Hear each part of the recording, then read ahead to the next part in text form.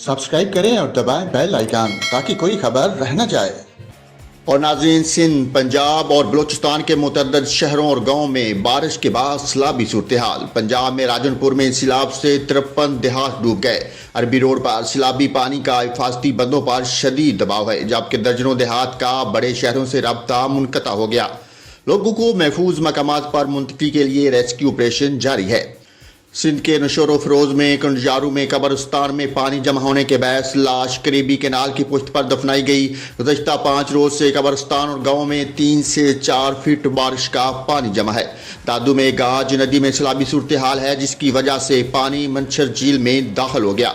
उधर कुशाब में नली नाड़ी के पहाड़ी नालों का पानी रौनकपुरा सेम नाले में शामिल होने से इलाके में सैलाबी सूरत हाल है। दूसरी जानब बलूचिस्तान के इलाके नसीराबाद, जाफराबाद और सोबतपुर में सेम नालों में शगाफ अब तक पुर नहीं किए जा सके।